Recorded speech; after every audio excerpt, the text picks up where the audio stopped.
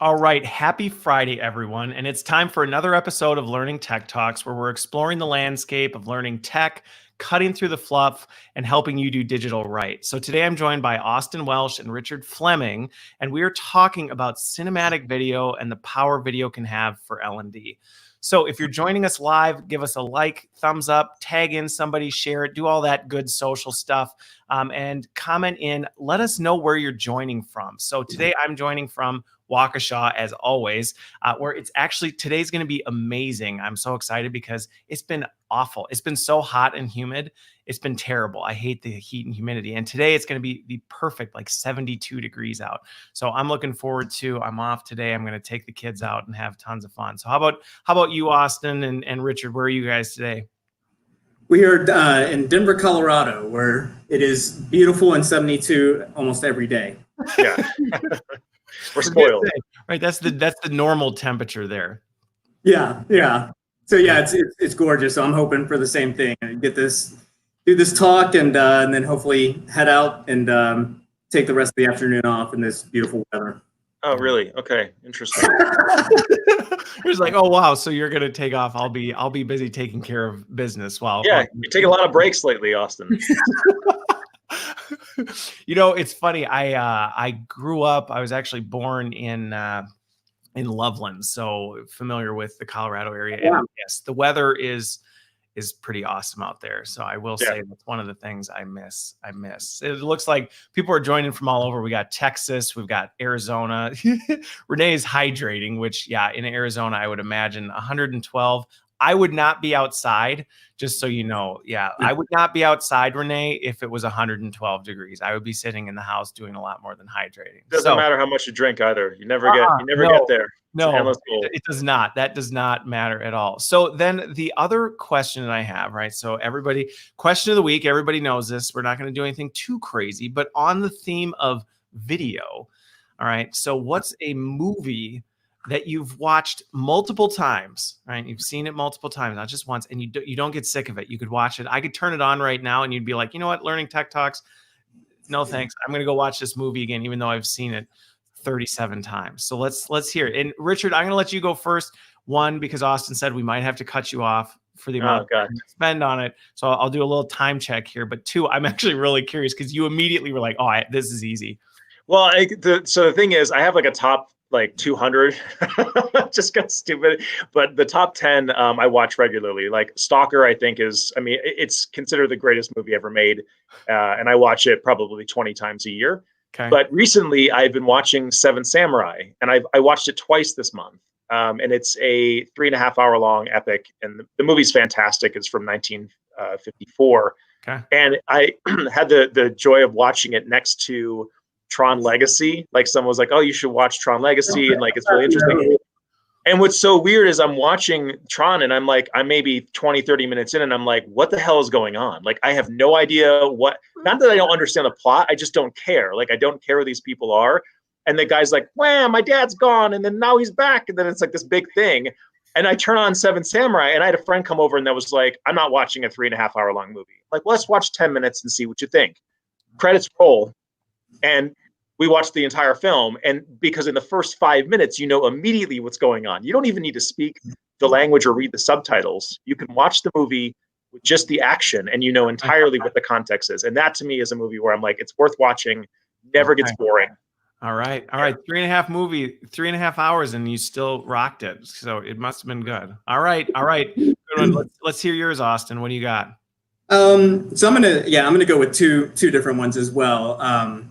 For just straight up aesthetics and cinematic beauty, art design, cinematography, The Conformist, which Richard, do you remember what year The Conformist was? I don't. I think it was 74. Yeah, early mid 70s, Italian, just stunningly beautiful. My tastes are a little bit more lowbrow than Richard's on some of this stuff. So, I'm from Houston, Texas originally, so I'm a huge NASA fanboy. So Apollo 13 is Apollo 13 that I can watch over and over again. Great kind of hero's journey.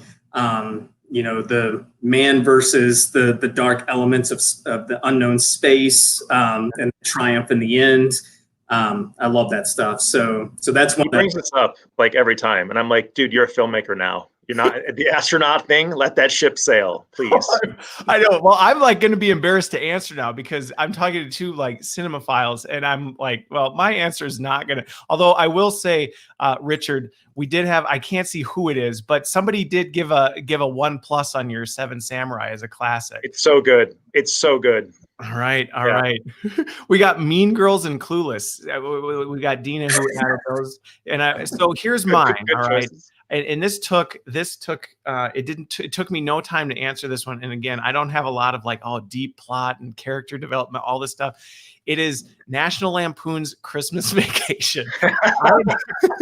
I could watch that movie so many times and not get sick of it, whether it's Uncle Eddie when he's emptying out the RV, whether it's the lighting the Christmas tree on fire. I mean, there's just so many classic slapstick hilarious scenes in there, and you would think I'd get sick of it when Clark steps on the wood and whacks himself in the attic, and I still laugh. I still laugh about it, even though I know it's coming. Oh, Clark's gonna shoot the icicle into the neighbor's window, and I still die laughing. So I mean, that's kind of the point, right? Like it's not necessarily about having a certain taste. Like it should be entertaining to you, and I think that's the differentiator for us. Is even though we know movies inside and out, like I wouldn't give anybody any shit for like watching, Ernest Saves Christmas being their favorite movie. Like, it's terrible, like academically, but it's still like fun to watch. There are parts of it that are very enjoyable. Yes, I would agree. And yeah, I don't know about Ernest Saves Christmas. That one I might you leave it alone for Ernest P. Worrell. Jim Varney he's an American icon. Yes.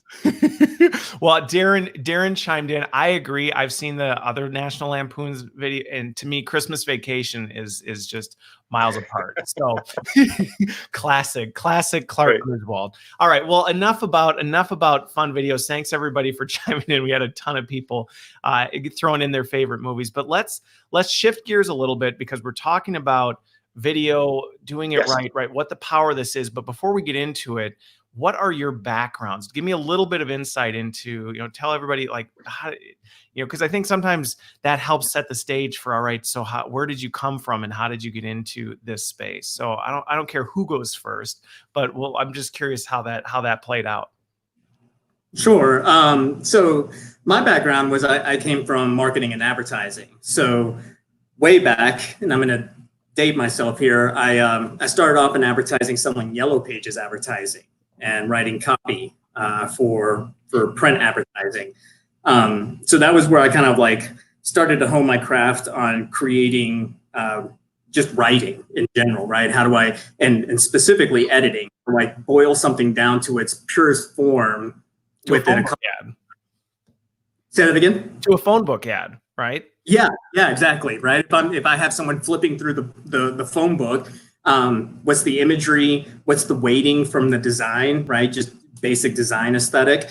And so I did that for a while. And then back in 2007, I started my own company with a partner, which was a absolutely horrible time to launch a company. So that only lasted about 18 months. And then I went to go work for a video production company as a salesperson and a marketing guy. So I went in as a producer, basically. So I was selling selling video projects and then writing them and directing them. But I did not know how to actually shoot. I was not the technician. Okay. And then after watching these guys, filming on set, I was like, I want to learn how to do that. And so I started buying equipment and teaching myself and buying books, and it ended up leaving that company and started my own company. That went for a couple of years, and then Richard and I met when I moved up here to Denver, and we hit it off and decided that we both kind of had the same frustrations within the video production industry, and decided to team up, move away from marketing and advertising into learning design. Okay. Yep. How about you, Richard? Obviously you met Austin, and we know the story after that, but what about before?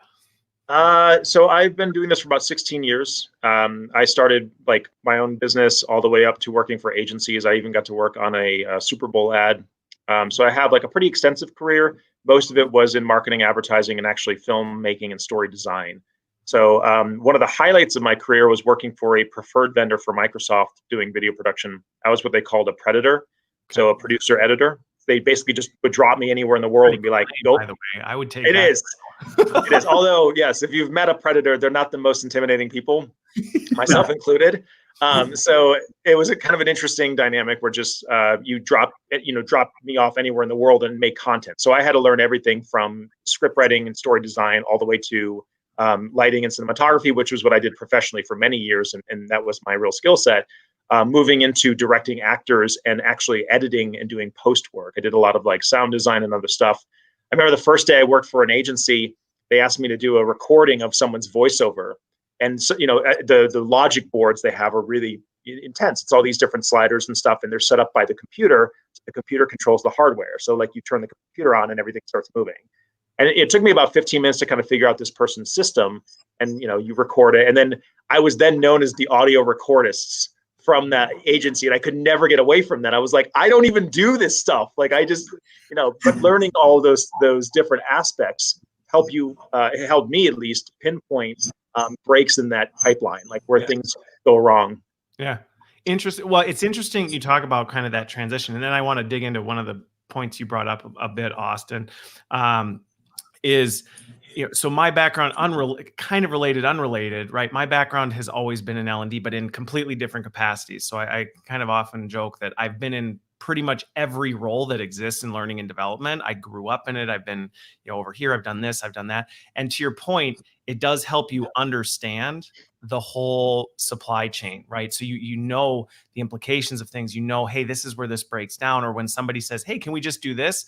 The ripple effect of, well, no, we can't, or that doesn't make sense, or things like that. And that breadth of experience does help you, I think, make more strategic, better decisions about some of the stuff. And you see where the breakdowns happen. I think sometimes when you're just in one area, you're so focused on what you're doing, you don't understand the downstream effect of the mistake you're making. That's no big deal to you, but you don't realize 10 steps down the chain, you just caused a complete mess.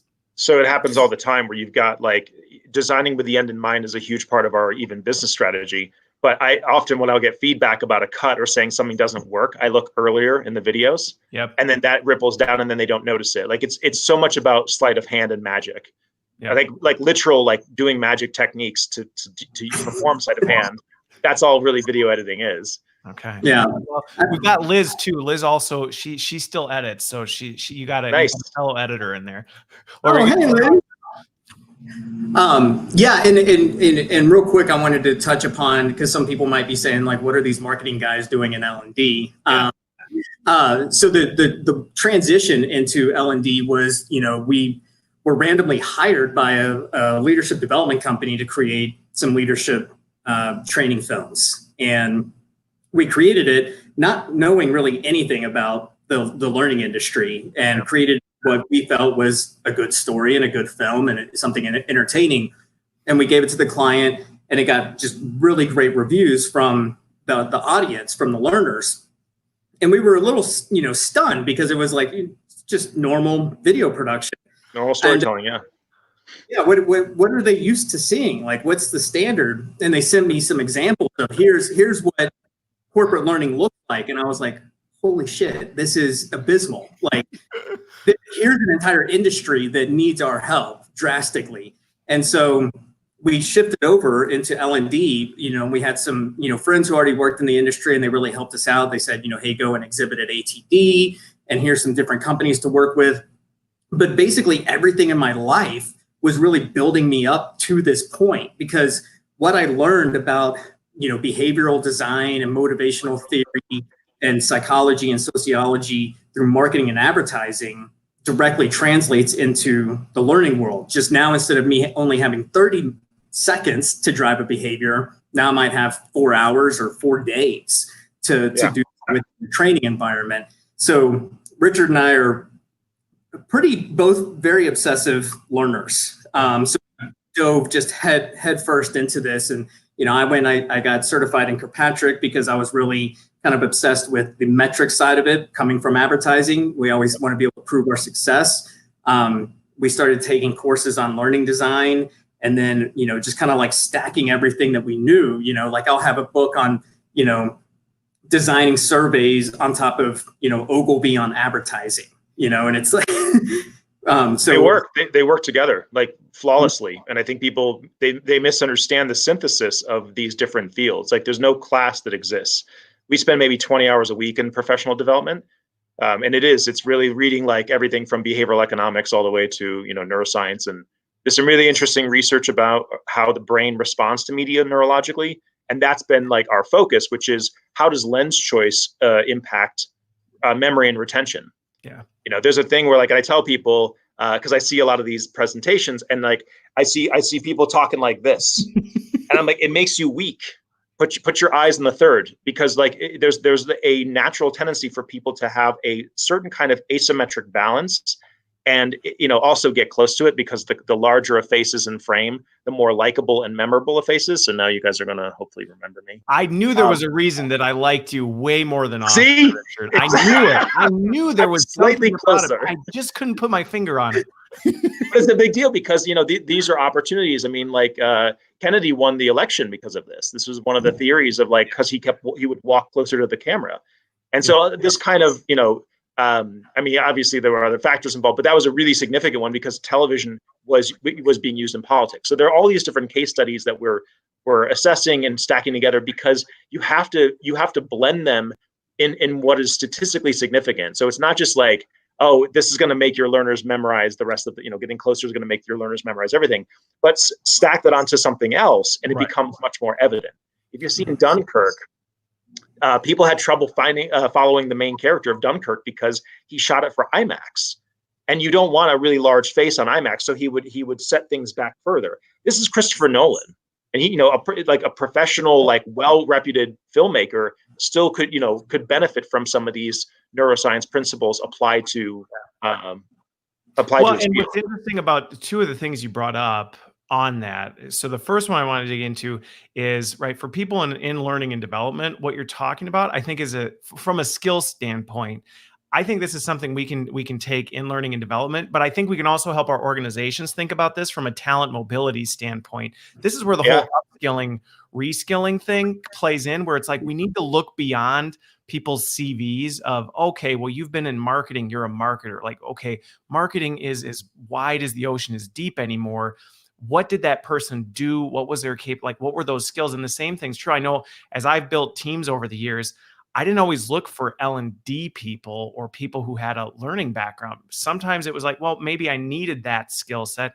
Maybe I needed, right, a data analytics person, somebody who really looks at data and things like that. Or maybe I needed, right, somebody very creative who can think about design in a different way than I could, things like that. But I think sometimes we get so locked into like, well, sorry, Austin and Richard, you're not L&D, you don't have 2 degrees in it. You haven't been in that for your whole career. Seriously, like, so I joke with Austin, I don't think I could get a job outside of the work that we're doing, because, and we've done this thing where like in terms of developing our value prop, we'll submit resumes to places just to test out.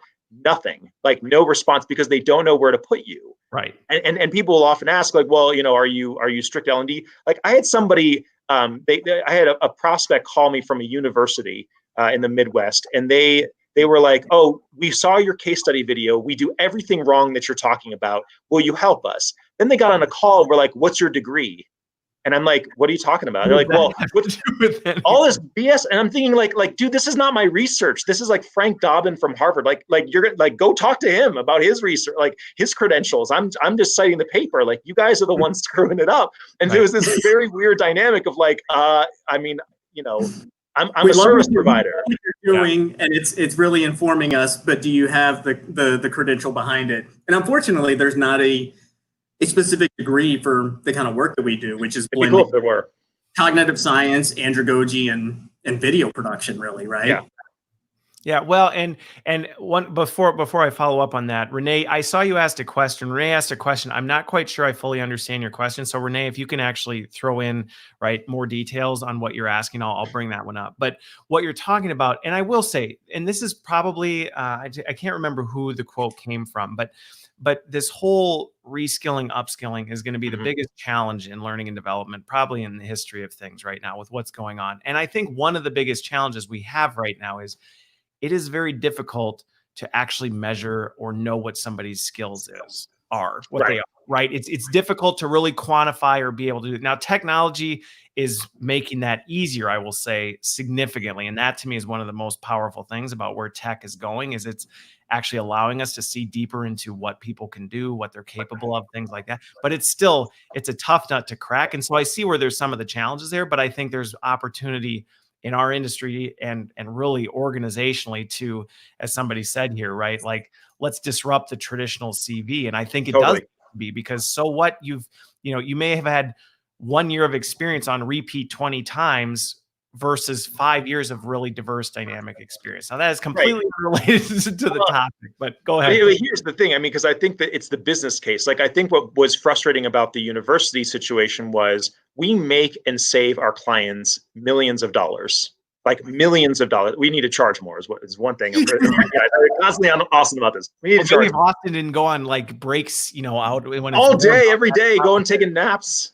But yes. But basically, I think that the business case there is like there's real value in this, and you do need to disrupt the traditional CV because they're like keyword loading and doing stuff that isn't optimized for what you need. You can't solve an innovative problem or come up with an innovative solution using conventional methods. Like I get very frustrated when clients will come back and be like, well, we want something we want to mitigate risk, but we want something innovative. Not possible. Like the very definition is it's impossible for that. You can try to reduce risk, but the point of innovation is like you're inspiring a whole new way of thinking. Yeah, it's bizarre to me. Yeah. Well, I just want to briefly mention Kelly Palmer from Degree talks a lot about this like upskilling challenge, and that's her prediction, which is like this is one of the biggest things that we're up against, because it's not even just about training people. It's about curating content. There's an overwhelm of experts out there, and I see thought leadership stuff everywhere. And it's like I need people who are doers. Yep. And so I think Austin and I are moving into that space of saying, look, I don't need to teach you anything more about the video aspects. Let's do it. Like let's come in there and actually like solve problems. Well, and on that topic, I think that's an opportunity area from my perspective in learning and development in many cases, right? There's a lot of what I would call, education. We're in the education space where it's like, well, let's tell people, what they need to know. Let's build that knowledge base. It's like, how about let's just get them doing it, right? Let's put them in this. And I think we won't get into the whole workflow learning conversation because then that just takes another bend. But I think that's been a big part of my platform is let's advocate for action. Nothing wrong with education. It's good for people to know. And even as you said, right? You need to understand what you're doing. You can't just go out with a machete and start hacking through the jungle. You can, but you're going to learn through the school of hard knocks. But let's also put things into action. So let's kind of transition this a little bit into, so let's talk about this, because you said part of what you were doing with this was, as you gained your experience, you saw some of the frustrations or challenges with what happens with video, and you've seen some of the corporate learning video that's out there. What are some of these things that you see that you go, you can't do this? Like, this isn't the way to do it. Are there some animation jump to top of mind? Animation's a big one. People using animation as though it's a panacea. They think it's cheaper, and it actually has zero improved learning. Okay. So basically, like submitting a white paper, it's kind of like along the same lines of people believing that learning styles are a real thing. Yeah. And they're catering to that, and it's creating a real detriment to their learning and development. And, I think that the challenge for us is saying it's not about like being, elitist or anything about the quality of video. It's really more about like, are you using it functionally? Right. And this can come down to like, we had a client that they had a message from the CEO, which sounds like a great idea. They wanted to cascade that throughout the organization.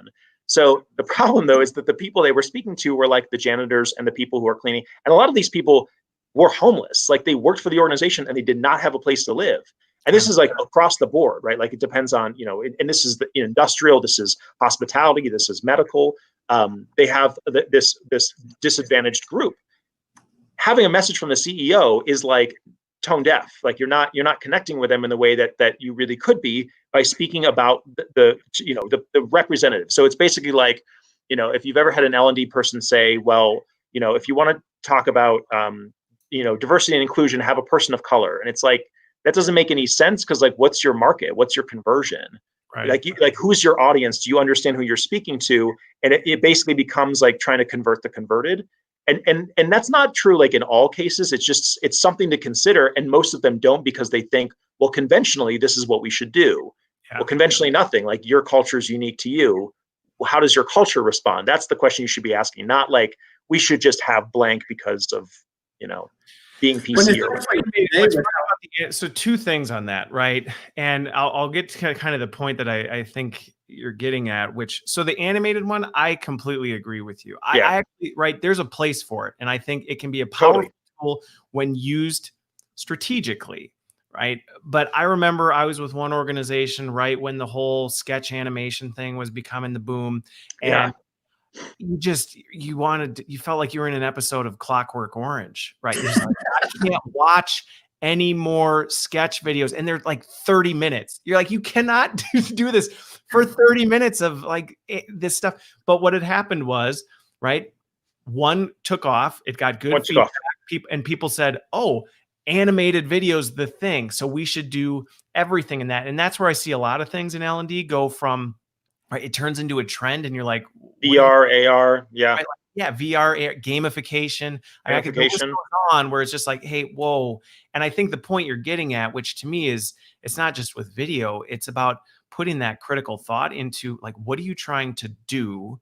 Right. And what is the right tool for the job to do that? And actually thinking critically about this, because if you just say, well, a message from the CEO, people want to hear from leaders. Like, okay, who's the leader in that spectrum, right?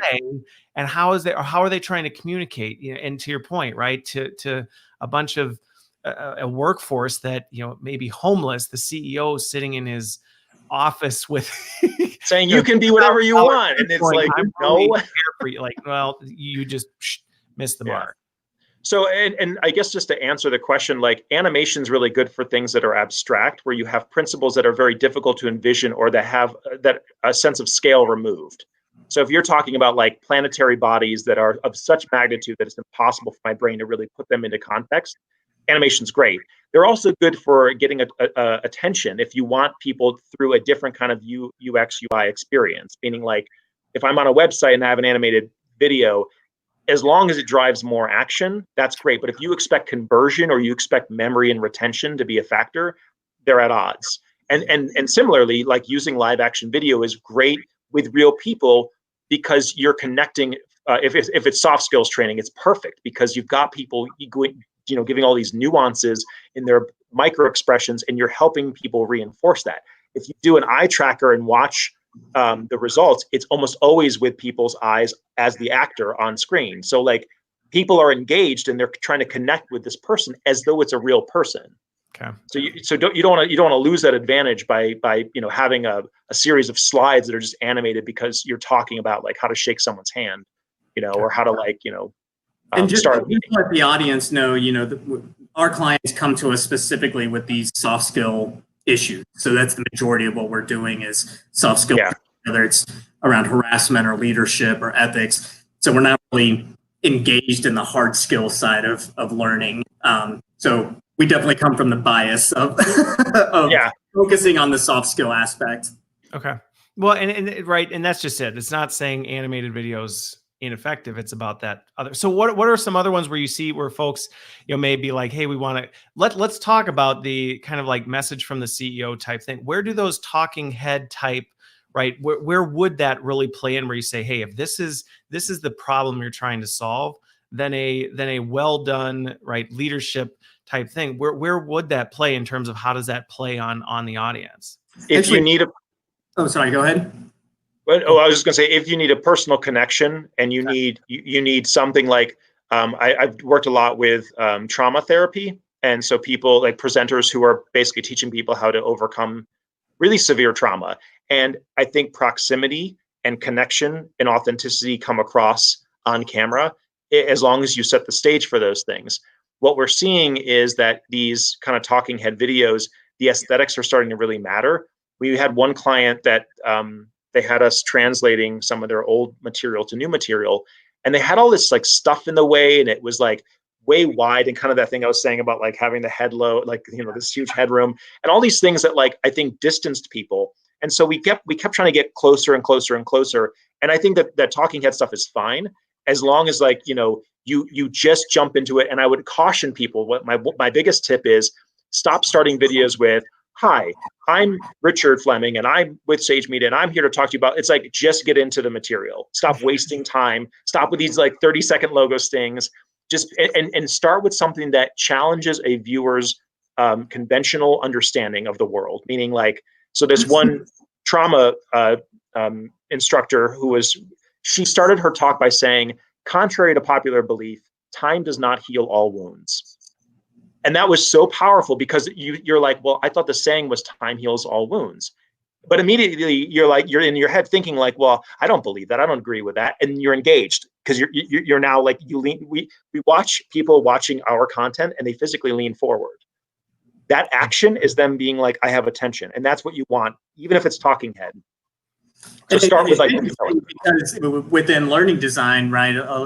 We're taught, you know, state the objective, you know, right. You're going to tell them, and then tell them what you told them, right? And you know, what we're really doing is how do we launch them? How do we engage them immediately? It's not important that, you know, in some of these situations that they know what the learning objective is. Actually, I don't want them to know the learning objective. I want them to discover that for themselves. And that gets into some really interesting, you know, psychological research we do, like around self-determination theory, which is, how do I leverage autonomy in the learner to engage and kind of guide themselves to this new truth? And so, to give you an example, we did a bystander intervention training, which is kind of a new approach to anti-harassment. Excuse me. And we start the film off, and it's very disorienting, right?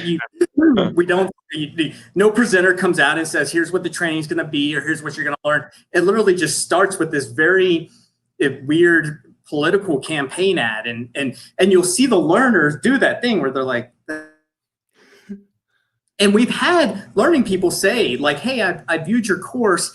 The intro is very confusing. I think you should state the objective. And it's like, but did you continue to watch? Yes. Were you intrigued? All 7 minutes of the first module with unbroken attention. Okay. Did you want to know what was going to happen next? Well, yeah, but no. Okay. You're doing the thing that we designed it to do, which is that I want to pull you into this experience and get those wheels turning. Because when we're talking about something like bystander intervention, this is a new concept that many people have never heard of.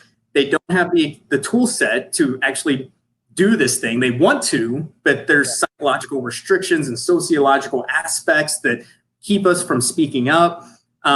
So it's not as simple as, you know, well, today we're going to talk about bystander intervention and the 3 tools that, you know, I need to find that intrinsic motivator that gets them curious about this to really pull them along to hopefully shift that behavior, right? Yeah. So a lot of people think they know how sausage is made.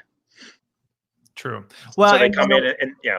Yeah. Well, and you know, Dina brought this up earlier that I think storytelling is a skill that is much needed in many regards, right? Whether it comes to learning and development, whether it comes to marketing, whether it comes to even just the way we interact with colleagues and things like that, right? I mean, because I can't remember the research study I was reading the other day, but you read about, and people make so many decisions based off emotion and stories, not necessarily facts. They'll be faced with facts, yet they will go with a compelling story. And there's no shortage of that going on with COVID-19 right now, where you're like, the data shows, and people are like, I know, but I read this article on Facebook and my mind is blown about, and you're like, what just happened? And it's like, well, people are done. And I think you got to be careful with it. But I think what the lesson we can take from that is telling very compelling stories is so important and so often just overlooked. We just jump to the facts. Like, let's just tell people things. Well, and so hard, right? I mean, think about how many authors are out there that have, spent years writing books that never take off, or movies that flop, or ad campaigns that create such a backlash that they have to recall the ad campaign. I mean, storytelling is hard work. And I mean, Richard and I spent so much time battling out, a story, because it's like we come up with the idea and then we're constantly tearing it apart and saying, what's the weak link here? Why would this work? Why would this not work? And I think it takes a certain type of crazy to want to Well, something like that. So go for it, Richard. And then I've got. Well, just to there are a couple things that this brings up for me, and one of them is I had a prospect come by our booth at ATD one year, and the guy was like, what do you do? And he saw our banner, and I said, well, do you want the creative explanation or the technical? And he says technical. So I tell him, he says, well, I thought I was looking for software that would analyze people's faces and judge the micro expressions to see if there was a good sales interaction. Okay. Do you have that? And it was just like, I think you're asking the wrong question. Like, you're dealing with human beings. We're not automatons. We're not like units of productivity. And in asking the question about that, it was forgetting the fact that, like, unfortunately, most of our decisions are, I would say almost entirely rooted in an emotional choice that is then explained later rationally. And so if you're not appealing to people's emotions, you're losing them entirely. And I think that the difficulty here in blending the art and science portion is saying, well, there are things that statistically are relevant and significant. And there are things that, like, that we're talking about the way the brain works and this very specific kind of structure. But at the heart of it is, like, do you care about what you're telling people? And do you care about what you're doing? And I've seen this even with compliance training, where people are like, well, they just have to learn it. And I'm like, if someone came to you and said, you just have to learn it, just suck it up and do it, would you be like, oh yeah, let me swallow that whole? Like no, you're really like wanting to find the thing that would incentivize them. And so the question I ask people, which I love this, is could you imagine anti-harassment training that would make, like, white men, for example, just clamor to take it because they're a difficult demographic. So like, could you imagine what it looked like actually seriously, like put all judgments aside, come up and create something where they would be like, I need that. Like, I need more of that. Like, that's the challenge. You've solved that problem. I mean, that's what we tried to do. I think we got very close. But it's like thinking of the motivation of, like, what do you want to watch? What do you want to learn? Yeah. And a lot of this goes back to what salespeople have always known, right? They talk about sell on emotion, you close on logic. Right. And this is the same stuff that, Jonathan Haidt talks about with the elephant and the rider. It's what Danny Kahneman is talking about with system 1 and system 2 thinking. Mm-hmm. If we cannot bypass that emotional aspect, that emotional buy-in, we cannot make our way to the logical decision maker of the brain, right? And that's what story is so great at, is that, as soon as I say, let me tell you a story, there's something that happens in your brain where you settle in and say, okay, I'm ready to hear what's going to happen, right? Because now it's time for me to learn something new that's probably going to be interesting and entertaining in a way that I hadn't thought of before. And that's how we want to leverage story, because as we create these soft skill trainings, we're tackling problems that have been problems forever. And we they're really complex, right? Like, how do I teach ethics in a way where someone says, that's part of my internal core being, not because, the FCC says that I have to do it. Yeah. Well, what's funny is I had a friend who, we were chatting, and she worked for a organization. They did power lines. It was a power company, and it had a bad incident. They'd had a bad incident where somebody had not used their safety equipment right, and the person almost died, right, and all this stuff, and it was terrible. And so we were talking, and she was sharing this challenge. She's been tasked with now training the organization on how to use the safety equipment. And needless to say, we had this discussion, and as we brainstormed together, I said, why don't you bring the person who almost died in to tell their story, to tell the story of why they made the decision not to use the safety equipment, why they did this, why the impact that had on their family, like, have them tell their story. It was so simple, but right, she was on this path to go, down and actually just find some compliance training, do all this other stuff. And instead we simplified it. We said, have this person come in and tell their story and tell the organization their story. And the impact was monumental, right? Yes. Compared to had they rolled out an e-learning that says, make sure you clip into your harness, because if you don't, you might fall, versus hearing this individual actually say, I didn't, because I thought, right, I have this figured out. It's not windy today, I'll be fine. And he told this whole story about how this simple mistake not to clip his harness almost cost his life and took away the father of his 3 children. And I mean, like she said, being on this thing, it was dead silent. And the impact that had on the organization was significantly better. And so it's that kind of stuff where you can just go, wow. And I think there's so much that we can take from that. There's a lot of and this is the motivation, self-determination theory, motivation theory that we're really trying to promote, which is people learn best when they see negative examples. And I can't tell you how many organizations are like, we just want to tell positive stories. It's like, why? Do you want them to learn less? Like, what's the harm, or what's the concern that you have? It's like with learning, sometimes it's like, well, we don't want people to make mistakes or fail. And it's like, right. Like it's inherent in learning. That's what drives people to learn. Yeah. Mm-hmm. Well, and also I was thinking about, I don't know if you've read Kahneman's stuff. I'm finding a lot of people haven't actually read his stuff, but it's really worth checking out. But he talks a lot about this, and just the idea that people learn better when you give them positive reinforcement. And so he talks about this thing called, do you remember the name of it, Austin? It's not convergence toward the mean, but regression to the mean. Regression to the mean is basically I yell at somebody, they do better. I praise somebody, they do worse. They're invariably going to regress toward the mean. And yet people will tell themselves a story that it's because they got better that negative reinforcement or punishment actually improves it. And it's like, no, you just don't understand statistics, that they're invariably someone who did poorly once is going to do better the next time. And someone who did really well once is going to do worse the next time. That's how learning works. Yep. But it's so convincing people of things like that is I think organizationally the biggest challenge. And so if you're an HR, or if you're an instructional designer, or you're head of culture or learning, those are really the challenges you have to talk to your stakeholders and the executives that are in your corner, and to get them on board with you trying to say, look, I know it's going to sound weird and you're going to see a lot of numbers that look scary, but trust in the long game. Yeah. Yeah. Well, and it gets back to what we're talking about, right?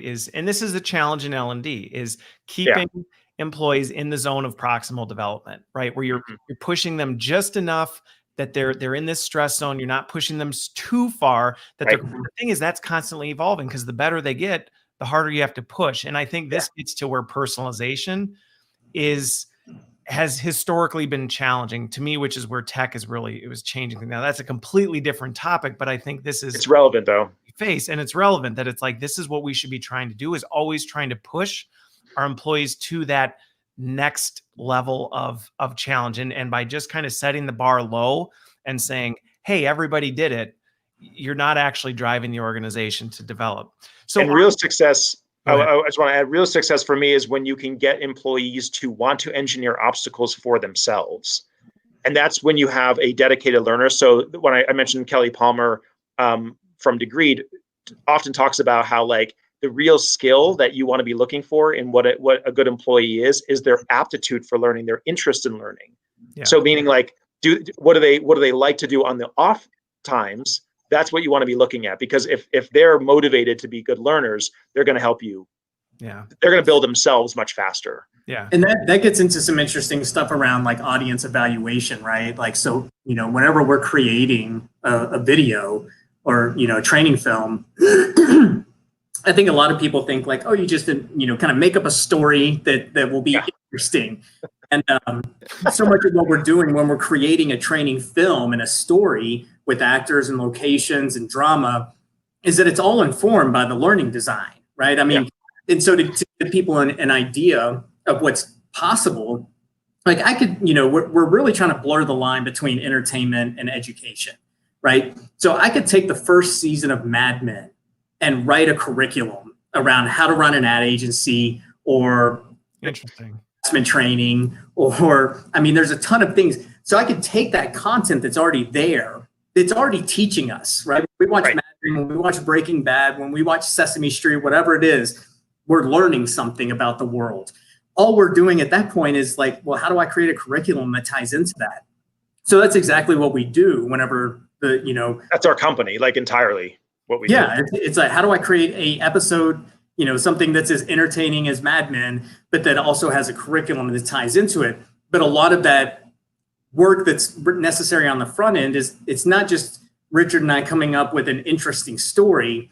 What makes the story interesting is understanding our audience and understanding the company culture that they work in, and then saying, okay, how do I create a story that applies directly to that person, right? What it's integral. Inspires that person so that I can speak to them in their language. And I think that's part of the problem, that we confront with some trainings, is that people want to create something that works for everybody.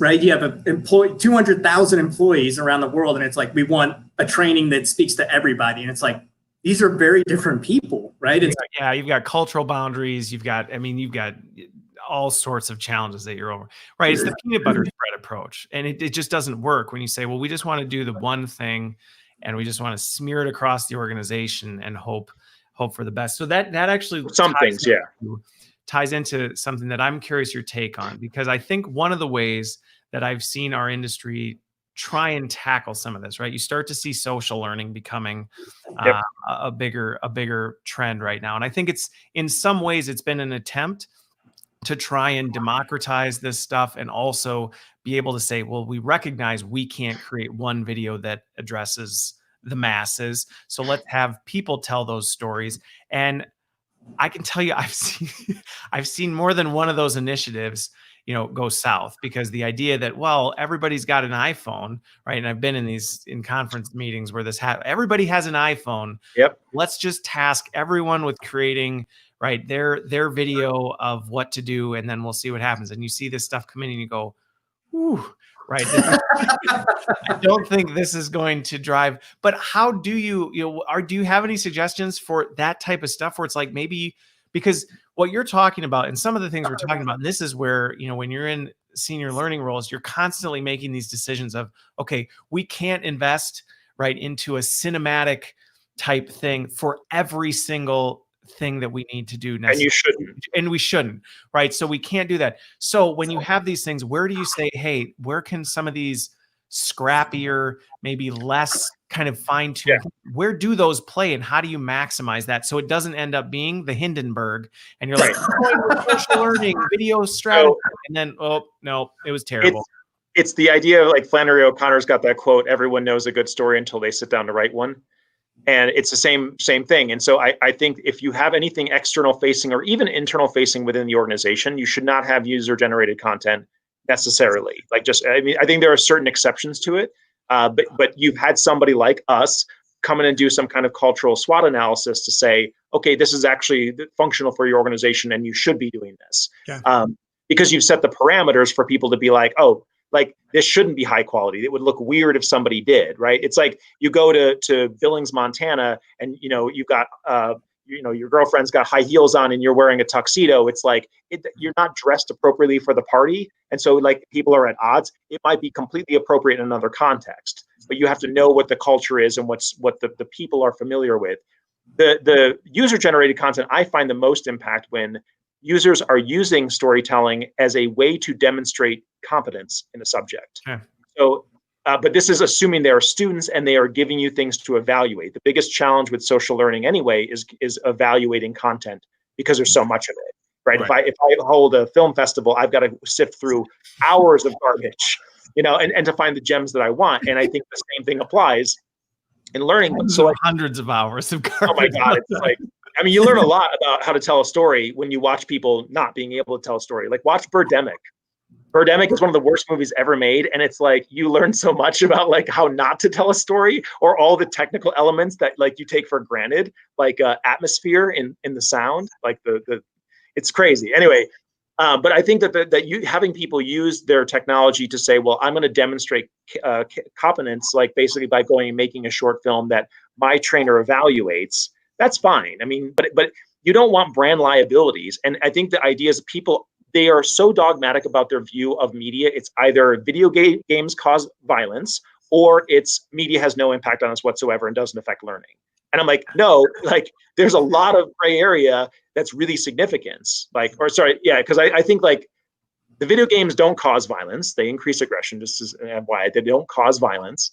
And you can have some really serious developmental issues with your kids if they're exposed to constant programming. They actually, like, their pupils don't dilate correctly. They have like anxiety and autoimmune stuff going on. Like all these things are really, it has a profound impact on us.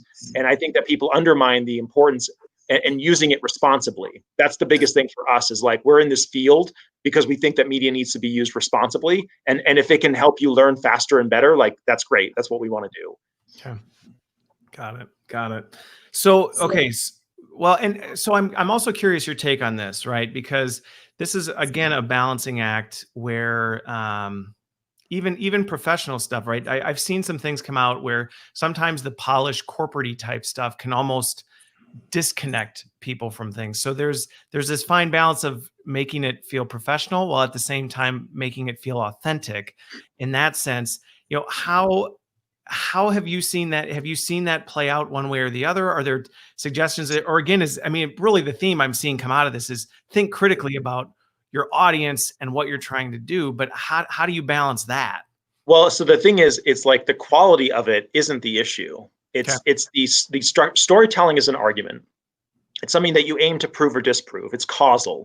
If you are ambitious, then it will lead to your own ruin. That's Macbeth, right? If you are jealous, then you will end up destroying the object of your affection invariably. Like that's Othello, right? All of these things happen. The learning design portion is exactly the same. If you are distracted, it will lead to a disaster. Like you're creating causation. And that's, even your story of like, the guy tells the story of, I made a simple, small, insignificant choice that had massive ramifications. So like, it's the ripple effect. And there are all these like great stories. We even put together a checklist. So if people are interested, they can go to story.sage.media. And that's actually, we have like a free downloadable that's a checklist to say, like, when you're designing a story, are you considering these dimensions? Because these things are kind of important. But the gloss factor is not the issue. The issue is the message. I've seen commercials that were very highly produced, and the underlying story structure, again, this costs you nothing to work on. Like, you don't have to have high quality media and you don't have to have a huge budget, but you need to take the time to think about what the underlying point is of your argument, and then position it with laser focus. Okay. We had a client want us to do a commercial, and they were talking about this career center. And they had like, if you go to the career center, was what we had designed. If you go to the career center, then you have a chance at growing in the business. That was the causation. They got nervous about all this other brand associations and wanted to put stuff in like, oh, like other people have done it too, or, oh, like, anything's possible. And it ended up becoming like very difficult to follow the message because they didn't have the singular focus. And that's one thing I would caution people. So the high gloss things that fail are usually where they have two different messages smashed together and trying to make them one, or it leads them to an unintended consequence, meaning like, I'm trying to say this one thing and I end up being inadvertently offensive. Yeah. Well, so the term I use here, or at least in my career, right, it's the Franken course, right? Yes. It's the Franken course where it's just like, hey, we're trying to tell people to do this, or we're trying to get them to do this. Oh, while we're at it, why don't we also make sure they're doing this? And you know what? That makes me think maybe we should also, since they're doing this, let's throw this into the mix. And pretty soon you have the Franken course, the Franken program, the Franken video that ends up just being so impossible for anybody to actually go through and understand what they're supposed to walk away with, that it loses all value. Whether, to your point, whether you put the high-end finish, you invest tons of money on all custom graphics and all this stuff, or it's just something you scrappily threw together, it doesn't really matter, because at the end of the day, people just can't get through it. A buddy of mine. That goes back to a lot of, what we know from marketing, right? Is that like one message per ad. That's it. It's 10%. So, a buddy of mine, Tom Carey, recommended this book, Stein on Writing.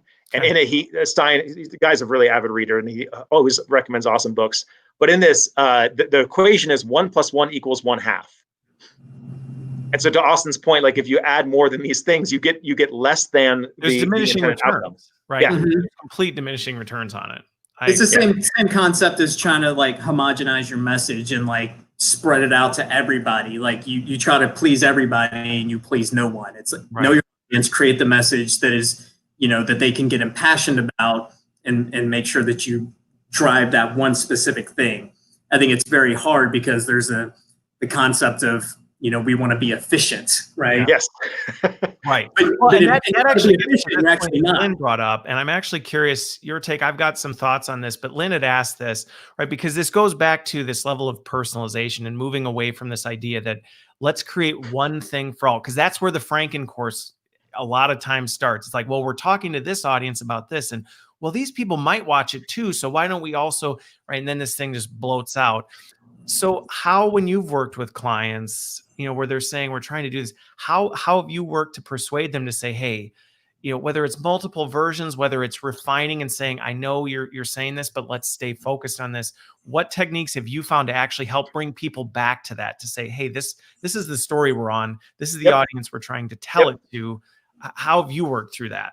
We create an umbrella story that is the overarching theme for the business that's very simplified. It has global appeal because it's more about humanist values. Okay. So in a project we're working on right now, it's a food safety training film. And the premise is that this woman loses her daughter to a food-related illness. Okay. She gets a call about from a whistleblower who says, I know the company responsible, and they're trying to cover it up. So immediately she's like, I'm ready for action. It's funny this is in food safety, but it's pointed because globally people can respond to losing a child, and that signifies. Within that, you have all these characters that you can then drill down even deeper and have like sub arcs. Okay. Like, so imagine Breaking Bad being the umbrella, and then Better Call Saul being the offshoot. I would argue that Better Call Saul is a better narrative, but I think that you now have characterizations for each of them. So imagine if Better Call Saul would be like that's the plant manager version, and now you have a plant manager's narrative going on, and that's a whole other thing that speaks to that specific department and that specific culture. But you have so it still ties into the larger framework, but now you segment and you get smaller. So if people and marketing people know this with market automation, they're really good at segmenting and automating what the message is going to be. So why are learning people not taking the hint from marketing and sales and saying, well, we know that if someone attends the webinar, they go to this tree. If they don't attend the webinar, they get this whole other line of communication. Do the exact same thing with your learners. That's kind of like the stuff that we do. We blend market automation with learning design. What's interesting that you bring up about that, and then I'll kind of piggyback on what you were saying, is there's a lot of talk about L&D can take lessons from marketing, and I completely agree with that. Right there's a lot about that side of it. I think where sometimes it goes south is people are like, oh, because marketing does branding, so we need to be better at branding and sending out emails telling people what courses we have, and you're like, that's not the journey marketing was on for 10 years, and that we can take lessons from. Like, maybe something you might be able to pull, but it's not. They're not interchangeable terms. Branding and marketing. And branding is such a complex concept. I mean, like, because we still get requests to do marketing pieces, and people will say, well, I want to create a brand film, and it's like, you don't have a brand. You don't have a brand, right? Like, well, and that gets back to going to your point of, to Lynn's question of, how do you move this upstream? There's no shortage of challenges between it, right? And she's kind of commenting in, that organizations, and I will tell you, over my career, it's not always met with, I get it, let's do it. There is just kind of this relentless persistence that sticks to it. Well, I've got this solution for Lynn, because basically what we've done is we created a guided clarity session. It's like our entry level. So people come in, we spend a day, it's 15 grand, takes us a week. And what we pump out is like a 20-page manual that includes the persona learning swim tracks or actual channels. So the idea would be like how I would approach this situation, like what Lynn's dealing with, is segment each of those personas based on what we did for the evaluation. So the guided clarity session determines that. And then we basically go through and say, okay, now you know what the channels are going to be. And here's how you're going to take that broad umbrella story and then segment it to your organization and cascade it throughout. And then Yeah. Part of One it is initiative. that commitment, where we go in and we do these sessions, which is this design thinking framework. And at the end, we say, here's the dramatic premise that we all agree the training is about. Can we sign off on this? Because Done. we are all aligned. We will always come back to this. This is the rock upon which we are building the training. Yeah. If it starts to swim out of the lane, we go, no, this was what we decided on. Right. This goes back to, so two things I'll add. This is where, I've been asked over the years, like, right, do you use vendors? Do you use internal employees? Like, what's your swing on that? And I'm like, it's both. Right. It's both, because there is, again, back to that critical thinking standpoint of thinking about when is the right time to bring in another voice to help you tell that story in a way that maybe it's not jiving, it's not clicking, and things like that. And I guess the final closing part that I would add is, the organizations where I've had the most success with a lot of this stuff is where organizationally, and this to me is why having a well-defined organizational culture and values is so important, because when you can map everything, going to your point, Richard, of back to that higher level, hey, you work here, and whether you work here or there, or, at home, or in this country, or that, like, this is what it means to be part of this company. When you can tell that overarching story, then it's much easier to say, you know what, but in this business function or in this region, this is our character in that story. And we can tell that story in that way while still remaining true to the higher level. Like, right, we're all one together in this, but the story we're telling or the character we're playing is over here, so that we can communicate and drive the message home. Right. What I really want for people, and the biggest incentive for Austin and I, is there's so much consultancy out there where basically people say, your culture is fucked. Sorry, guys, like, you're screwed. And it's like, the reality is we want to be able to sit down and say, we're going to help you through this. We're going to actually, like, get in the dirt with you and make it happen. And I want more people like that, because I even in my experience, I'll try to buy products and services from people, and they'll just be like, yeah, well, your website's crap or whatever. And I'm like, okay, well, what would you do to improve it? And they don't want to participate.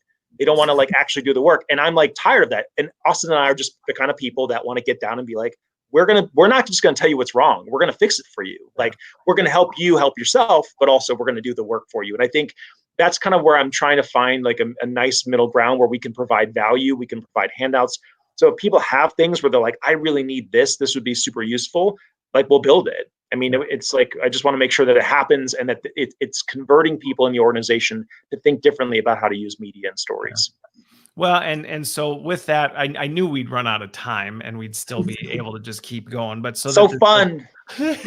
So this doesn't turn into the 3.5-hour movie that engages your attention so much, Richard. We'll close on this, but I think the big things, this has been great, right? Talking about that blend of what this really takes. And I think, for all of us in our space, whether you're an L&D or not, right, that storytelling piece to me is just so critical. And then again, the thinking critically about what are you trying to do, right? If your attitude is like, we just need to check the box and get this out, well, you're not going to drive a meaningful outcome. But if you really take the time to think it through, think about what you're trying to accomplish, who you're trying to accomplish it with, right? That will then help you make more impact across the board. Yeah, definitely. Well, this has been great. Thanks, everybody, for all tuning in. Thanks for the comments and everybody participating. I shared the link in there, the story.sage.media, their toolkit. So thanks, everybody, for being here. Have a fantastic weekend, and we'll see you next week. Awesome. Thank you. Thanks, Christopher.